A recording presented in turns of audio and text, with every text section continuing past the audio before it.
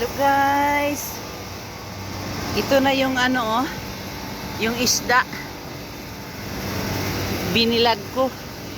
Ano to? Galing sa fish market. Pumunta kami nung Sabado. Ayan. Ano bang araw ba yun? Sabado? Iwan ko. Kalimutan ko na. Bumili kami ng isda. Super kamura. Mahal ito diyan sa Pilipinas.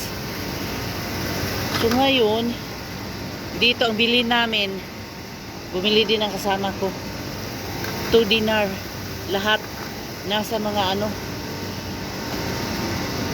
15 kilo siguro pataas. Malalaki ito siya. So yung sa kanya, biniyak niya sa akin. Ganito na lang. At 3 araw ito. Tingnan nyo ang linis-linis. Kasi dito, pag nagtuyo ka, wala ditong walang langaw. Walang mabubuhay na langaw sa sobrang init.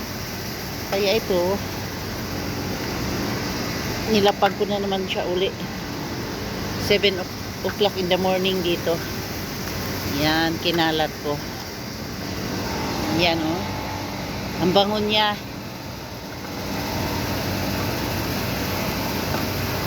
Kaya ayan. Pang 3 days pa lang ito siya. Ang kapal ng laman.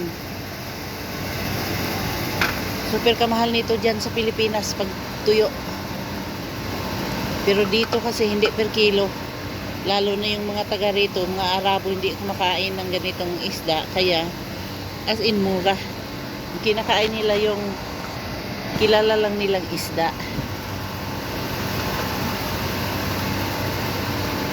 Ayan guys, pangatlong araw. Tingnan nyo ang ganda malinis siya masyado. Tinanggalan ko lahat ng hasang nilinis talaga. Yan, pangatlong araw ito. Kasi dito ngayon, nasa 48 degrees. Kaya masyadong mainit. Nakapunta kami ng fish market. May nakita kaming ganitong isda na manggandang pang tuyuin. Kaya ito. Yan na siya.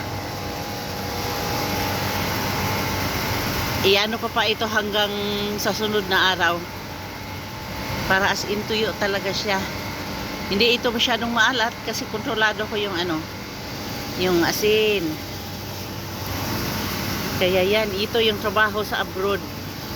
Hindi naman lahat pwedeng magtuyo dito guys kasi yung ibang katulong wala namang day off, hindi makapunta rin ng fish market. Pero kami, kasi makapunta kami ng fish market, kaya nakakabili kami. May nabili pa kaming hasa-hasa. Yung bisugo sa Tagalog, lagaw sa sa Bisaya, mayroon din kami. Tapos may pusit. Mumura lang. Kaya bastante kami dito sa pagkain ng isda. Yan kahapon, inano ko siya, nasa mga ito. Medyo matuyo na kasi, nasa mga 12 kilos na siya, mahigit. Yan. Tuwing hapon, tinatanggal ko siya para hindi marumihan. Tapos binabalik ko na naman ng umaga. Basta pangatlong araw pa ito. Ngayon, umaga pa dito. Mag-aalas 8 ng umaga pa lang. Kaya, ngayon ko lang nilapag uli. Hayaan ko na ito. Tanggalin ko pag wala ng araw. Kung tutuusin, kahit hapon, ito kahit gabi hindi mo tatanggalin, okay lang. Kasi, mainit pa rin. Pero tinatanggal ko para malinis siya. So hanggang dyan lang guys, pinakita ko lang sa inyo yung ginawa kong tuyo.